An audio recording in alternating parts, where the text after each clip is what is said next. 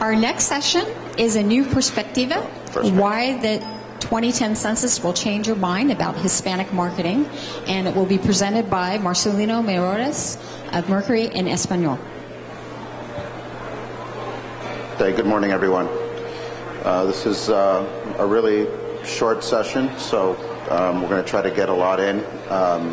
We did a webinar about a month ago, so a lot more information is available based on what I'm going to talk about today in case anybody's interested, and that's at the ERA Knowledge Center. I want to open up this session really quickly with a video presentation that Univision, the largest network on Spanish TV, prepared not just for us but for the industry as a whole.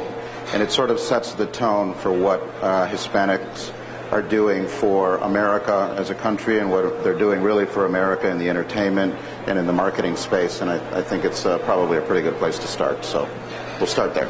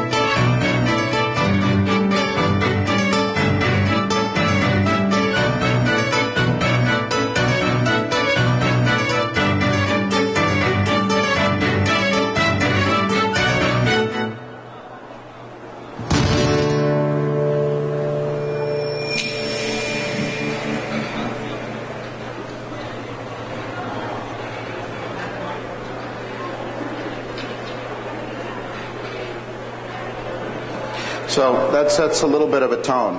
When we talk about Hispanic, we talk about Hispanic as if it were a separate segment, which in some ways it is. But the reality is that, as this video is titled, it's really an American segment. It doesn't cost me anything to switch between Discovery and Discovery in Español, or CNN in Español, or ABC or Univision. It doesn't cost me a thing, and the reality is that I watch both. But there's a huge opportunity cost to marketers who don't appreciate that reality and who don't understand that we are cross-watching, that we are switching between cultures. And regardless of where we are on the acculturation scale, until we get into the third or fourth generation, we are involved in Spanish language media. So it's valuable to understand that, accept that reality, and begin to invest in this marketplace. So this is really about addressing what it takes what are some of the best practices for getting involved in the Hispanic market.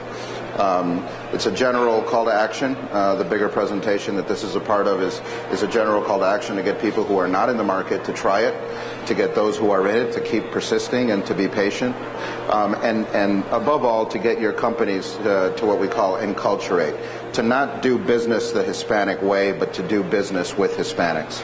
And that, if you take away anything, is probably the most important part of anything that we could ever tell you, is you don't need to change the way you do business in order to do business with Hispanics. You just need to appreciate that they do business differently and figure out a way to make your ends meet. You saw some of the demographic reasons why to get involved in this market, and the econometrics should motivate anybody. We've hit a 50 million milestone this year in the U.S. Census. 10 years from now, we could be anywhere from 65 to 70 million in the next census. So the market continues to grow, and it's not only growing in the areas that you would expect in the major urban areas. It's growing in the Walmart markets. It's growing in the emerging markets around the country. It's growing in the alternative retail markets, and that has a huge impact not only for us in DR, but it has a huge impact on anything you do from a retail perspective. The younger the demographic is in the United States, the more Hispanic plays a role. We're 1 out of every 4 babies. So 15, 16 years from now, the public school systems are essentially going to be 1/3 to 1/4 Latino. And again, that has a lot to tell us or inform us in terms of what products we market and what products we should be addressing. From an economic perspective, we have here that it's about an $800 billion disposable income market. Estimates are as high as over $1 trillion. Regardless of what that number is, from a worldwide Hispanic perspective, it is the most powerful Spanish-speaking market in the world from an economic income, and in some ways the most untapped as far as sort of middle-class Hispanic markets go. There's more marketing money going into Latin America and Spain than there is into the United States, and yet this is the most powerful market from an economic perspective. From a DR TV perspective, and there's some things that I'll be sharing today that are really proprietary to Mercury, but this is in good faith. We're trying to grow the pie for everyone. We do an average order value of $150 to $200. That surprises a lot of people. A lot of it could be the mix of products that we have on the air. We really don't have a lot of $19.99 products. Most of our products are, $139 plus. But the reality is that the market can spend $150 to $200 easily. There's enough credit card penetration in this market to be able to generate those kinds of sales. The total spend in the Hispanic market, and there are no hard figures on this, so they're only estimates, but it's probably $300,000 to $400,000 gets spent in direct response, direct mail, direct marketing, direct sales in the United States against the Hispanic market. It's about 15% of all TV spending. This number should be a little bit higher. There's about $3 billion spent overall in marketing in the United States to Hispanics, so this number could be a little higher, but essentially it's a market that's pretty much received critical mass. In terms of what to expect once you get involved, and there's two different ways that we look at this. We look at the credit card sales because that's sort of the core of our business, and then we also look at alternative transactional sales, and that would be primarily COD, but there are other formats as well. And the big driver here is what the price point of the product is. The lower the price point, obviously, the higher the conversion. So short forms can convert as high as 50%, a little bit more. Once you get into long form and you get into the sort of the average AOV products that I talked about, your conversions are going to be around the 35% range. And then once you get above $250 AOVs, and there's a lot of that, by the way, your conversions are going to be on the high end 25. They're probably going to be in the high teens to 25. The big factor here, if you look at sort of the bottom half of this table, is that COD can have a huge impact on your business. And this is not traditional COD, and it'd take me too long to talk about it, so I'm glad to talk after this is over. But involving COD in your mix, or thinking about allowing your customers to pay cash for your products in one of several formats can add significantly to your conversions, particularly when you're in this mid-price range, when you're in the 150 to 250 price range. And this can generate overall conversions in the 55-60% range, which are much closer to what you're used to in the general market. So these are some norms that you ought to be able to count on if your Hispanic campaign is effective, and more importantly, that you need to count on if you want your campaign to be effective, because you don't hit these levels, it's going to be tough.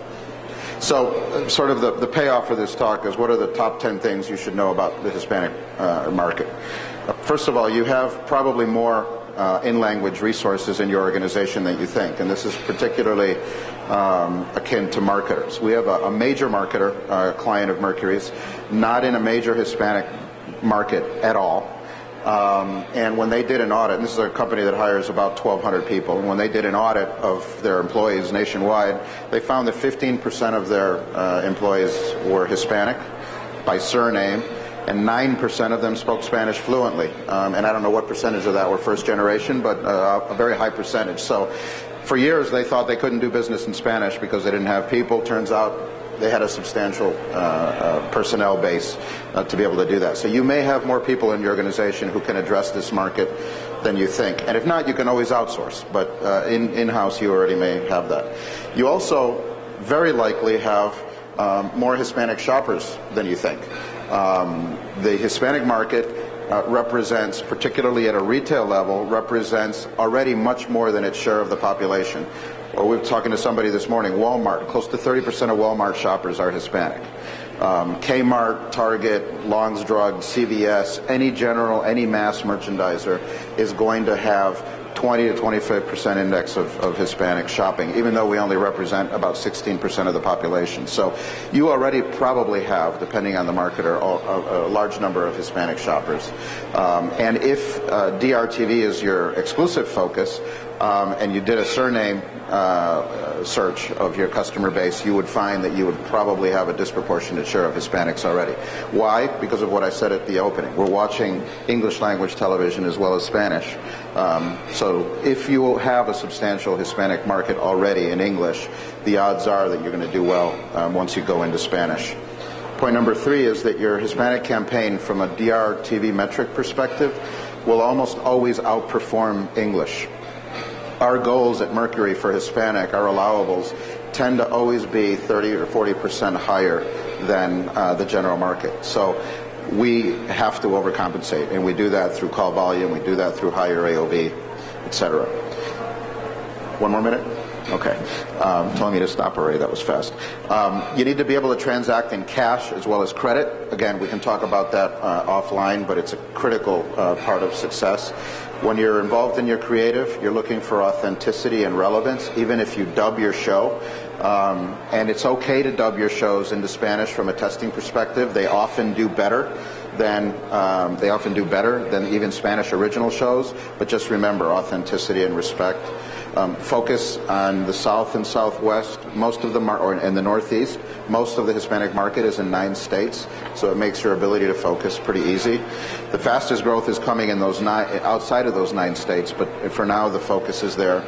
And I guess finally, just enculturate or fail. I can't say it any stronger. You need to get your organization acculturated to what this market can do for you, and then you'll succeed. And I guess I'm... Thank you, Marcelino. If you have additional questions, there is an area right here, and Marcelino could answer any questions you might have. Thank you again. Okay, thank you.